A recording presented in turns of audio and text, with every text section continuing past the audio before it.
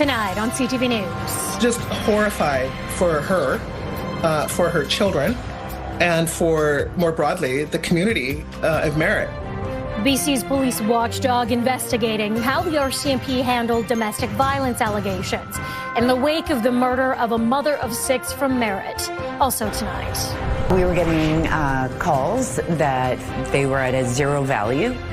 Giving the gift of gift cards only to find out many were already empty.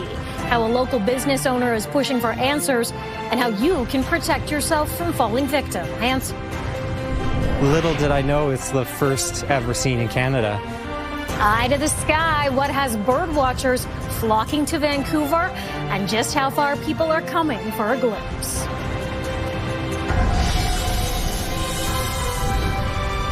This is CTV News with Lauren Buller. Good evening. Thanks so much for joining us.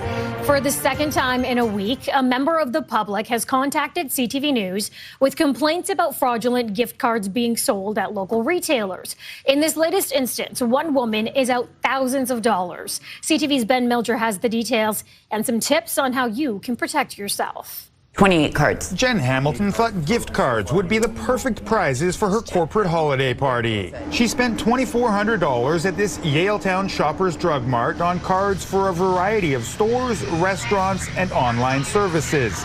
Within days, it became clear something was amiss. Well, we were getting calls that they were at a zero value. Of the 28 cards purchased, so far only one, for $100, has worked. Fraudsters somehow managed to drain the balance on each of the others people have tried to use. Hamilton says the shoppers only refunded her $100 for one of the fraudulent cards, telling her to call a 1-800 number to try to recover the rest of the money. So far, she hasn't been successful. This is a scam that's been going on for decades. Financial technology analyst Claudiu Popa says it is not a sophisticated scam, especially when would-be fraudsters have access to the unsold cards on store shelves. They either scratch off or heat the little cover over the pin. They reveal the pin, they copy the pin, and then on a daily basis, they check to see whether the card has been activated. Consumers can better protect themselves by only purchasing gift cards kept out of reach behind the counter, or better yet, bypassing third-party retailers altogether and getting the cards directly from the brands, preferably online. I am very, very frustrated with Shoppers Drug Mart. In the meantime, Hamilton has taken to social media, reaching out to people who attended her party because she doesn't even know who has the outstanding cards or if those cards will work. Going to a store and trying to purchase something or going for dinner and then not having any value on the card is, number one, embarrassing.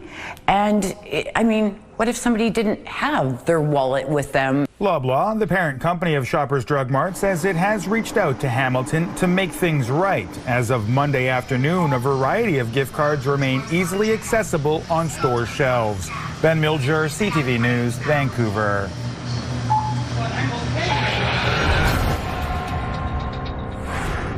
Now to a development in the killing of a mother of 6 in Merritt.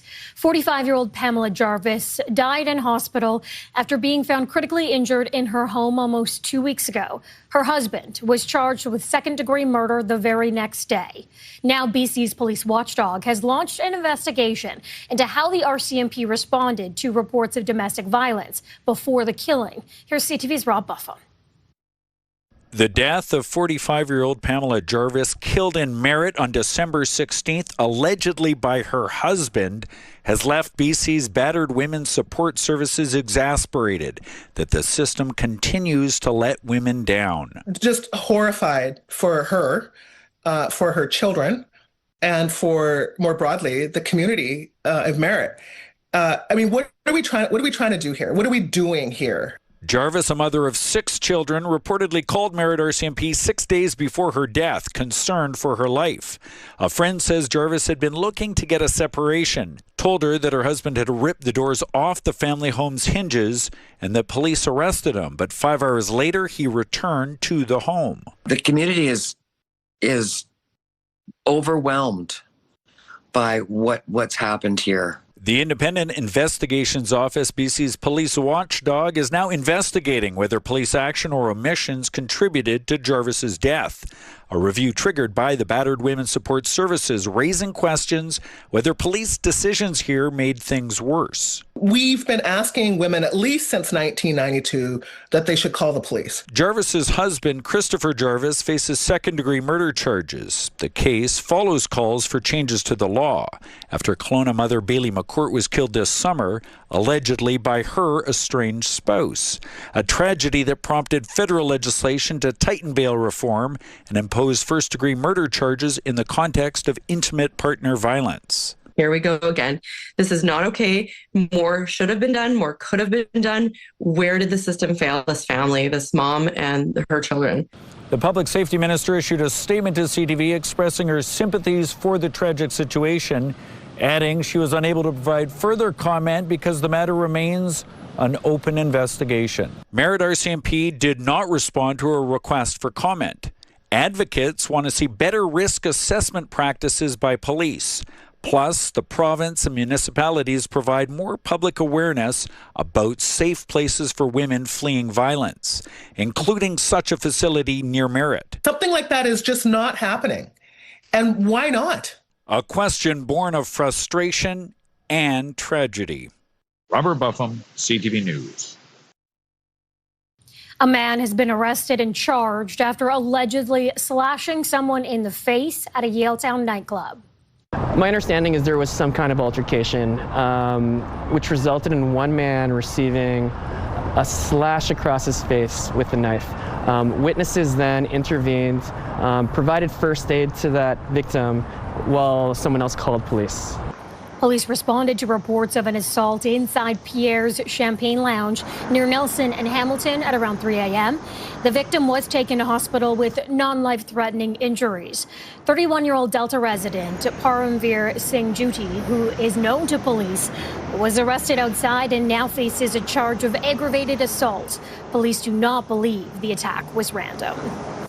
Some troubling news for anyone needing emergency or maternity care in Fraser Health. The ongoing physician shortage is forcing one local emergency room to close overnight, while another hospital won't be able to provide maternity care. Here's CTV's Craig Krause with the details. We're here outside of Peace Arch Hospital, where anyone having a baby will have to go elsewhere. Fraser Health says it comes down to a temporary lack of available OBGYNs. The health authority warned families that staffing issues could happen over the holidays. The diversions are scheduled to begin today and end at 8 a.m. on Thursday. The hospital staffing struggles don't stop here. Also starting today, the emergency room at Mission Memorial Hospital will only be operating from 8 a.m. to 6 p.m. for 9 days straight, leaving Abbotsford Regional Hospital and Ridge Meadows Hospital as nearby 24-hour options.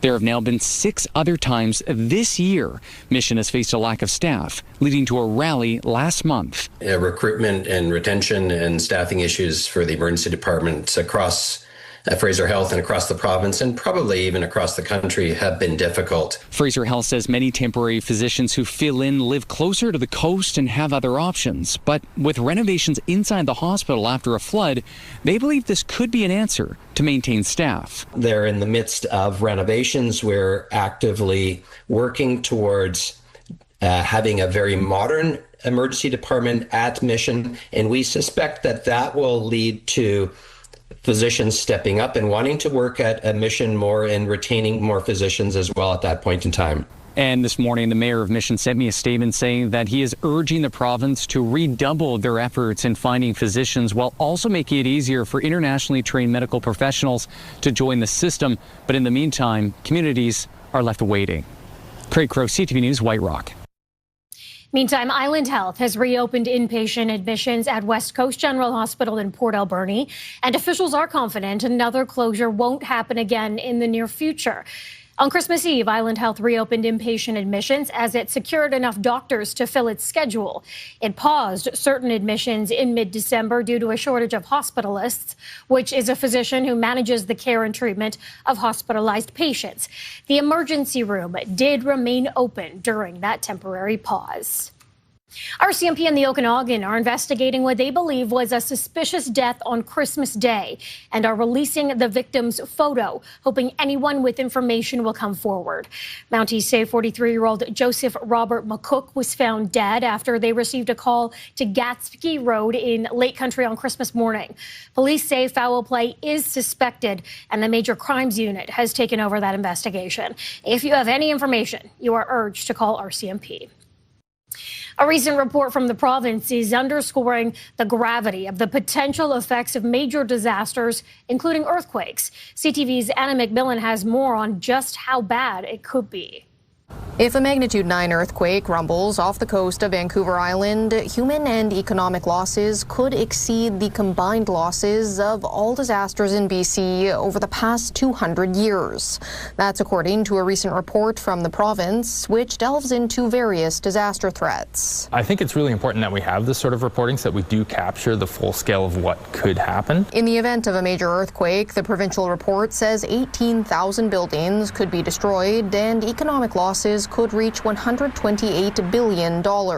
A magnitude 9 earthquake, it wouldn't be uncommon to have 6s or a 7 as an aftershock. So, even once the main shock is finished, once the significant earthquake is over, we still will be affected by smaller earthquakes, and it can go on for months. The likelihood of one such earthquake in the next 50 years is 10 to 20%. It could be another few hundred years. It could be tomorrow. We really can't say. If it happens anytime soon, there's worry the insurance industry could fail. We're one of the best capitalized insurance industries in the world, but we're not designed to withstand a mega thrust earthquake like this. The Insurance Bureau of Canada says other countries, such as Italy, split liability between the private and public sectors. I'm encouraged by the fact that recently the federal government said they would consult on earthquake systemic risk. That's a great development, a really good opportunity that we need to take advantage of. A forward-thinking mentality from the feds that the City of Victoria's emergency preparedness team wants everyone to adopt. We encourage individuals to start off by making a plan.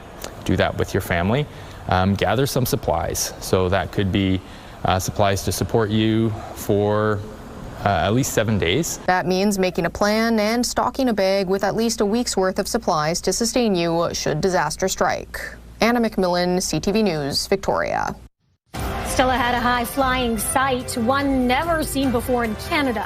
What has bird watchers flocking to Vancouver? But first, I was just upset. I was really upset. I was furious.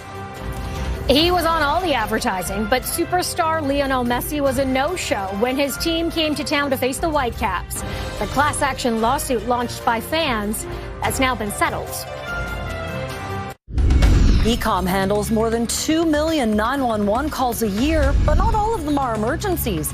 From dry cleaning mishaps to drive-through disagreements, we'll reveal the top 10 911 nuisance calls of the year. Tomorrow at 6 on CTV News Vancouver, BC's best newscast. The Vancouver Whitecaps have reached a proposed settlement in a class action lawsuit over the no-show of superstar Lionel Messi last year. And as CTV's Martin McMahon reports, the legal action is largely being mocked by local soccer fans. The marketing and the build-up to the match between the Vancouver Whitecaps and Inter Miami in May of last year heavily featured Lionel Messi, with the Whitecaps inflating ticket prices in line with surging demand.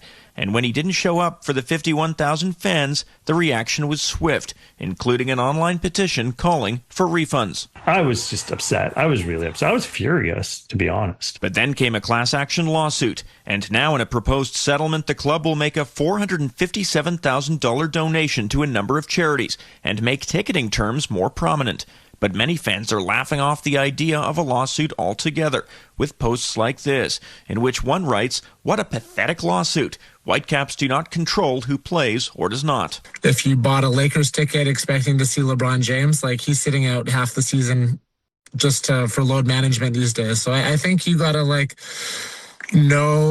have realistic expectations that athletes on team sports don't play every game. And yes, there are promotional materials depicting members of that team, whether they are playing or not. That's almost irrelevant in that sense that what you buy a ticket for is Inter Miami versus the Whitecaps, Seattle Sounders versus Vancouver Whitecaps. In a statement, the Whitecaps acknowledged the settlement, saying it is still subject to approval by the BC Supreme Court. While nobody was thrilled to miss out on seeing Messi, fan Zach Berman says he used the situation as a teaching experience for his young children. There's little lessons for the kids there as well. That's, things don't always turn out as expected, and that doesn't mean it has to ruin the experience. It can still be a good time. So they were a little sad, but it was still such a great game that their memory was a good one. Under the terms of the proposed settlement, the Whitecaps will not pay anything to fans who attended, with all funds going to charity. Martin McMahon, CTV News, Vancouver. We are a little more than 6 months out from the World Cup coming to Canada, the U.S., and Mexico. There's plenty of excitement, including here in Vancouver, but high ticket prices remain a hot-button issue. Despite complaints from fans, FIFA's president is defending that price tag. FIFA is the only organization in the world, and that's why I have to say that, and I want to say that finances football in the entire world. Without FIFA, there would be no football in 150 countries in the world. The World Cup, FIFA's top boss says the high prices are a reflection of the demand by fans to watch the games. But fans have slammed the cost of tickets, which have been much higher compared to the 2022 World Cup in Qatar. All right, we'll take you to a live look outside. We're only sitting at 2 degrees out there tonight, folks. Caroline is in next with what's to come in your full forecast. Welcome back to CTV News. Let's take a look at the forecast for tomorrow, beginning in the southern interior. Pretty pleasant day, really, all around. A mix of sun and cloud throughout. Kamloops and Revelstoke, though, there's a risk of some flurries that tomorrow afternoon. Some wet weather there, and highs between -2 and -1. As for the central part of the province, Quesnel, Williams Lake, you're going to see some snow, 2 degrees. Prince George, periods of snow, 1 degree. Bella Coola, some rain there, and a high of 5 degrees. As we head up to the northern part of the province, some showers along the coast. Dees Lake and Fort St. John, you're going to see some flurries there. Smithers, Fort Nelson, some sunny breaks there, -23 in Fort Nelson.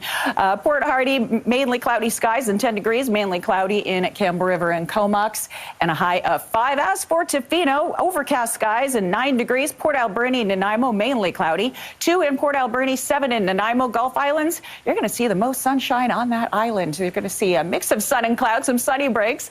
And Victoria, high of 8 under mainly cloudy skies. Mainly cloudy on the Sunshine Coast. Not a lot of sunshine there tomorrow. 6 degrees. Whistler, mix of sun and cloud, and high of freezing. As for Squamish, 5 degrees under, again, a mix of sun and cloud. Mainly cloudy skies throughout the lower mainland between 6 and 7 degrees, but it will be dry. That is until Friday. But that's a Friday problem. Let's talk about New Year's Eve, shall we? That's what everyone's asking about. What's it going to be like as you're out celebrating and partaking in shenanigans? Well, it's going to be dry but cool. Look at that, 3 degrees overnight. So wear a toque, wear your scarf, be comfortable and be safe.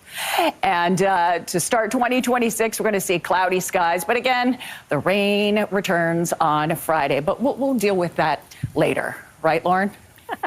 We'll take any break from the rain we can get. Thanks, Caroline. Bird watchers have crossed the country and even the border, hoping to catch a glimpse of a rare bird that was first spotted in a Vancouver park on Christmas Day. No one knows how the bird that typically lives in Southeast Asia got here, but it's the first time anyone has recorded seeing it in Canada. Here's CTV's Shannon Patterson. See that little brown and white bird on the branch? It's a taiga flycatcher, and it's not supposed to be here. It's the first record of this bird in Canada. I think there's a few records in the U.S., but it's generally it stays in Asia. It was first spotted by a local birder at Vancouver Sunset Beach Park on Christmas Day. Walking along Beach Ave on the sidewalk, I noticed this tiny little bird just flying near the base of trees and lower branches.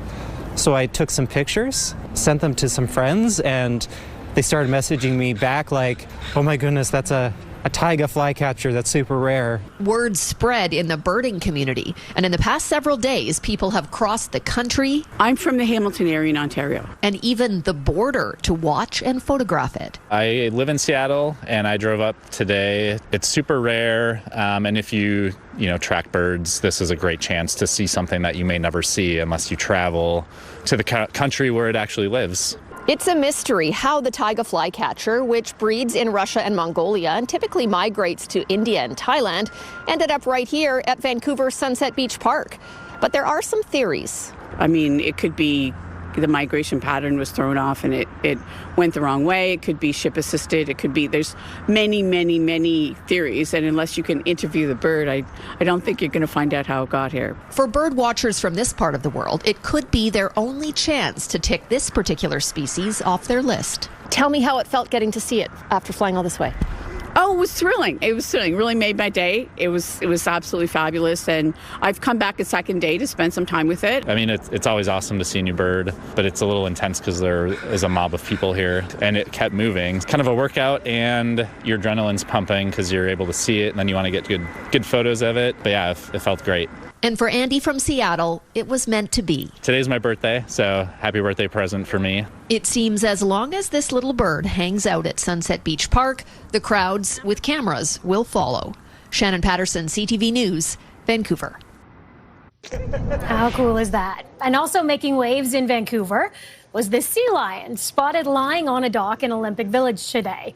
People stopped to watch the mammal while a group in a passing boat got a much closer look. Officials from the Vancouver Aquarium say they have been monitoring him for the last few weeks, and he was most recently seen at Wreck Beach. Still ahead on the Sawatsky sign-off, the story behind a man who has filled his front yard with towering sculptures.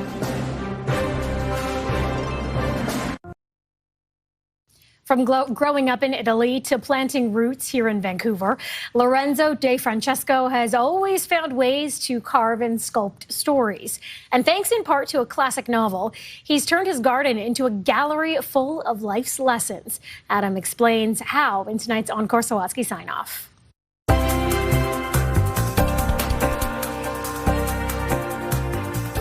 Beyond that symbol on the sidewalk, I did that with a power wash. and through this gate he keeps open for anyone to enter, They come and they peek and sometimes they stop. is a yard filled with towering sculptures. So here there's many stories.